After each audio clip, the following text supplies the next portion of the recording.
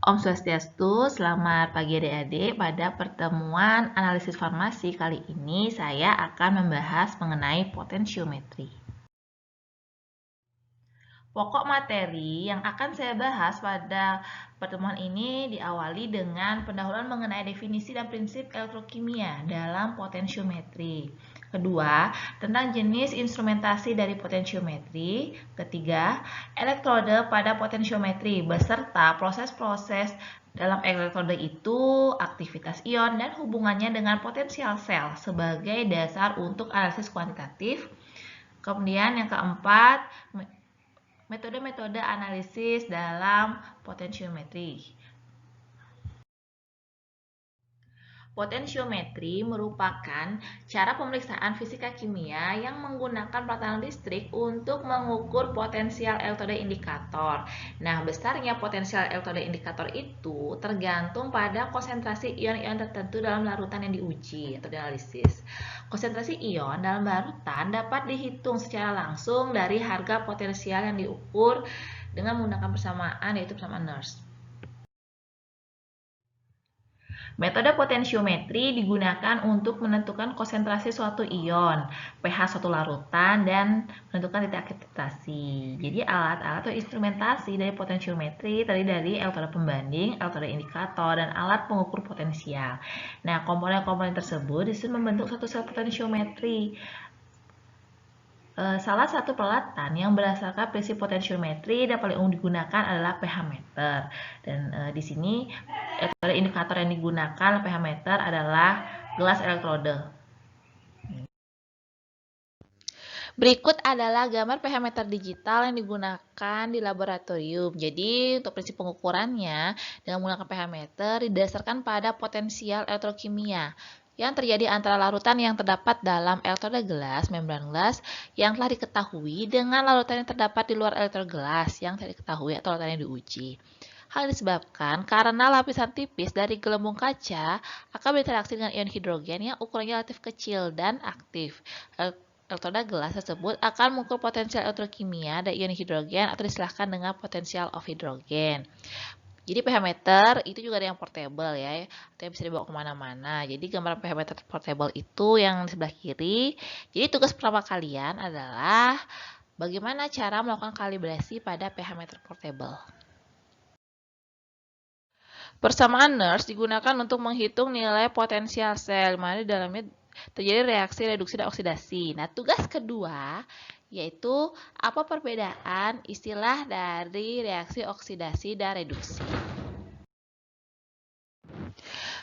Berikut adalah notasi umum dari sel potensiometri atau sel galvani, di mana elemen-elemen yang diperlukan dalam potensiometri yaitu antara elektrode yang merupakan elektroda indikator dan elektroda pembanding yang berfungsi sebagai anoda katoda, jembatan garam, dan larutan yang analisis. Bagaimanakah bisa terbentuk potensial elektroda? Elektroda adalah sistem dua fase yang terdiri dari sebuah penghantar elektronik, misalnya logam, dan sebuah penghantar ionik atau larutan. Bila logam dicelupkan ke dalam larutan yang mengandung ion, misalnya seng, ke dalam larutan seng sulfat, maka akan terbentuk perbedaan potensial antara logam dan larutan itu. Jenis-jenis elektroda dalam potensiometri itu secara umum dibedakan menjadi elektroda pembanding dan elektroda indikator. Untuk elektroda pembanding dapat berupa elektroda kalomel, elektroda perak. Kemudian untuk elektroda indikator itu bisa berupa elektroda indikator logam, elektroda redoks, bersifat inert, dan elektroda membran. Nah, kemudian slide berikutnya saya akan membahas mengenai perbedaan dari elektroda pembanding dan elektroda indikator, persyaratan untuk jenis-jenis elektroda tersebut, dan jenis-jenis contoh dari elektroda pembanding dan elektroda indikator. Saat ini, elektroda pembanding dan elektroda indikator sering digabung menjadi satu kesatuan. Misalnya, elektroda kalomel jenuh dimasukkan ke dalam rakitan elektroda gelas, membentuk satu kesatuan elektroda yang disebut dengan elektroda gabungan. Kita akan membahas mengenai elektroda pembanding. Jadi apa bedanya dengan elektroda indikator? Kalau elektroda pembanding itu harga potensial sel sudah diketahui, konstan dan sama sekali tidak peka terhadap komposisi larutan yang sedang diselidiki. Sedangkan elektroda indikator itu potensialnya bergantung pada konsentrasi zat yang dianalisis dalam larutan. Persyaratan dari elektroda pembanding itu yang pertama mematuhi persamaan Nernst bersifat reversibel, memiliki potensial elektroda yang konstan oleh waktu, segera kembali ke harga potensial semula apabila dialiri arus listrik yang kecil, kemudian perubahan suhu tidak memberikan pengaruh yang besar. Jenis elektroda pembanding yang pertama yaitu elektroda kalomel yang terdiri dari lapisan merkuri yang tupi dengan pasta merkuri, merkuri klorida, dan kalium klorida. Nah, kontak elektroda ini dengan larutan melalui penyekat yang terbuat dari porselen atau asbes perfori.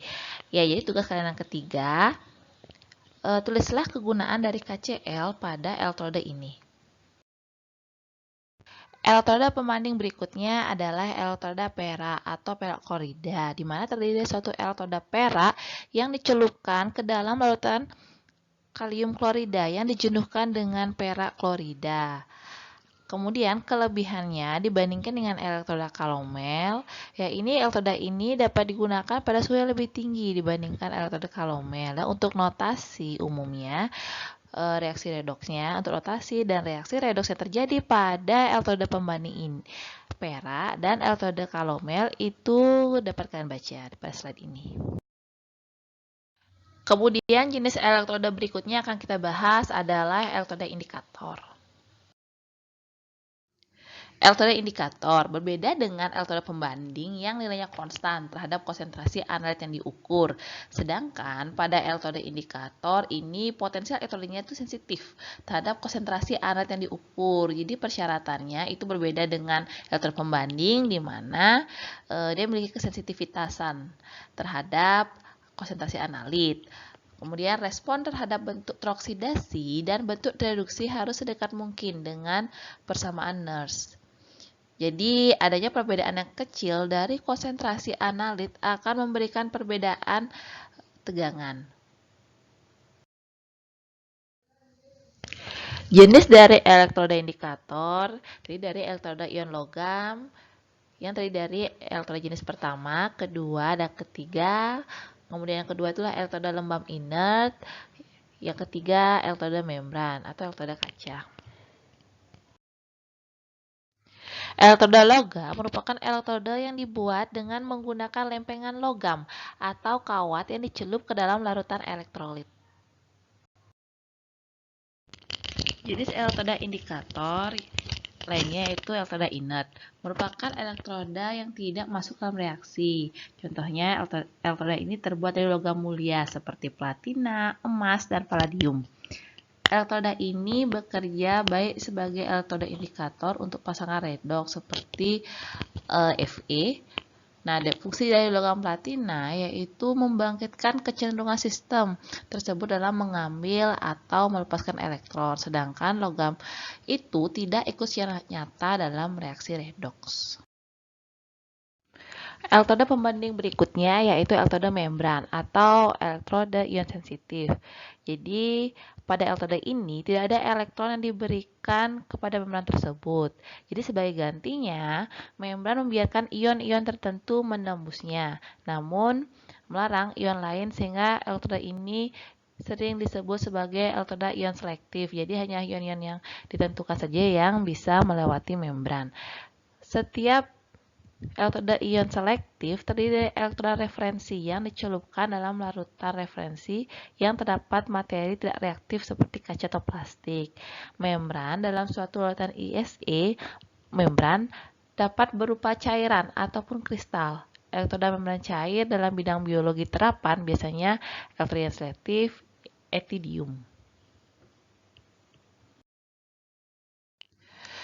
Elektroda membran ini dibagi menjadi 4 macam. Yang pertama, elektroda membran kaca, elektroda membran padat, elektroda membran cair, dan elektroda penunjuk gas.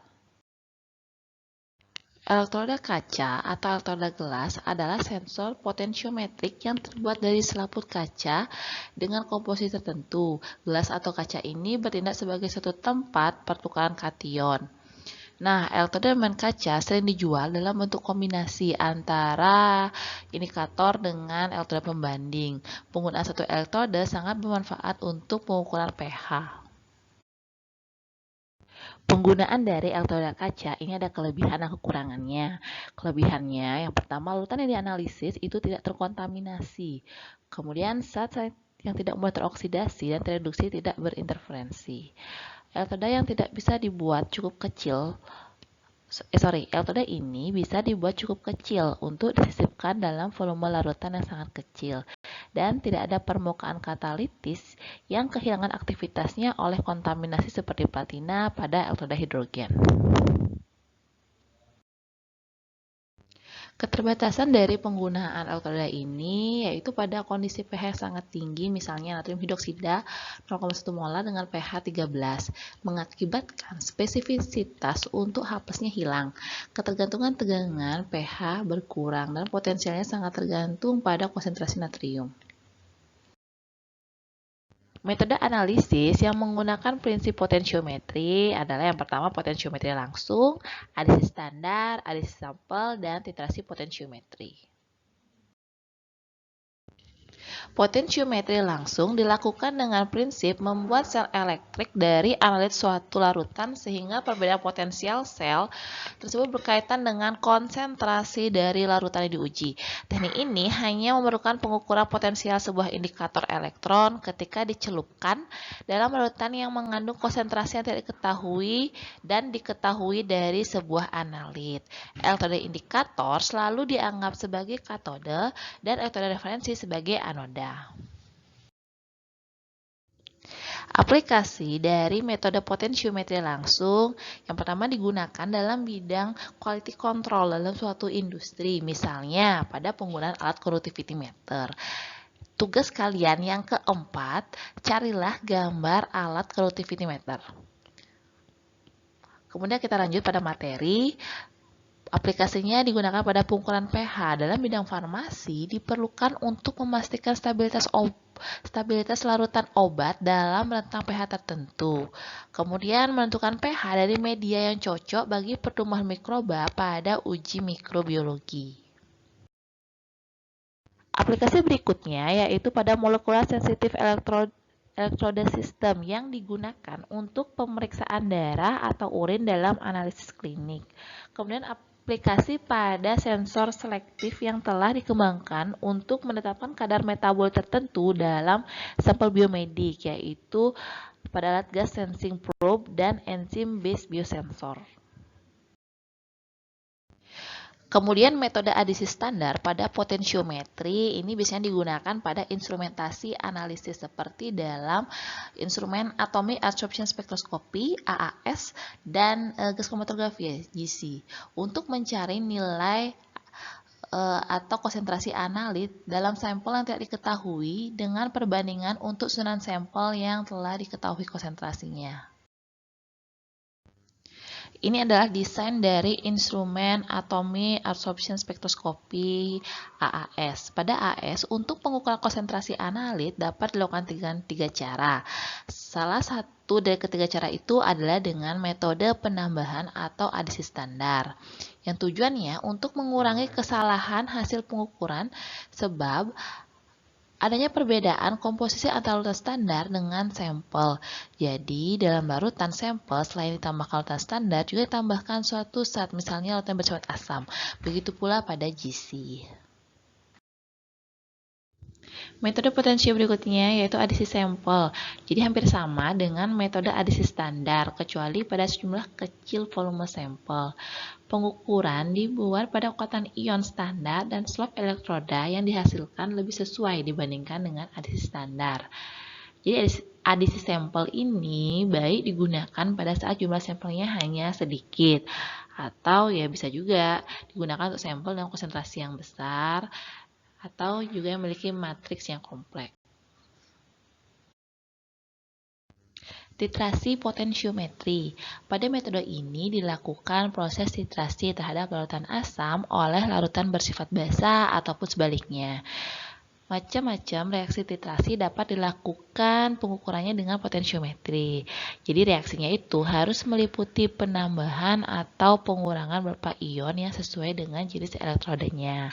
Potensial diukur setelah penambahan sejumlah kecil volume titran secara kontinu dengan perangkat otomatis. Jadi kalau titrasinya menggunakan alat otomatis namanya automatic titrator. Nah, dalam titrasi itu ada istilah titran dengan titrat. Jadi tugas kelima kalian adalah carilah perbedaan antara titran dengan titrat. Berikut ini adalah rangkaian dari alat titrasi potensiometri. Jadi untuk elektrodenya bisa pakai gabungan elektroda kaca kalomel, dan untuk pengadukan dari larutan yang diuji dibantu dengan magnetic stirrer. Jenis reaksi yang dapat dilakukan dengan titrasi potensiometri ada 4. Yang pertama reaksi netralisasi, reaksi pembentukan kompleks, reaksi pengendapan, dan reaksi redoks. Pada reaksi pembentukan kompleks dan reaksi pengendapan, endapan yang terbentuk akan membebaskan ion terhidrasi dari larutan. Umumnya digunakan elektroda perak dan raksa, sehingga berbagai logam dapat dititrasi dengan EDTA. Elektroda indikator yang digunakan yaitu haliida dengan perak nitrat atau perak dengan klorida, elektroda perak. Untuk reaksi netralisasi merupakan reaksi titrasi asam basa, dapat diikuti dengan elektroda indikator yaitu elektroda membran gelas atau elektroda kaca. Tetapan ionisasi harus kurang dari 10 pangkat min 8. Jadi elektroda indikator berupa elektroda hidrogen atau elektroda lain yang peka akan ion hidrogen. Pada reaksi redoks, elektroda yang digunakan pada reaksi redoks yaitu platina atau elektroda inert jenis lainnya. Oksida terkuat seperti kalium permanganat, kalium dikromat, kobalt 3 nitrat membentuk lapisan logam oksida yang harus dibebaskan dengan reduksi secara katoda dalam larutan encer. Untuk membuat kurva titrasi perlu diketahui titik ekuivalennya. Nah, ada beberapa cara untuk mengetahui titik ekuivalen yang pada prinsipnya dengan membuat grafik hubungan antara variabel pH larutan dan volume titran. Ada beberapa cara untuk mengetahui titik ekuivalensi. Cara yang pertama dengan membuat grafik hubungan antara EMF atau nilai potensial yang diukur dengan volume titran yang ditambahkan.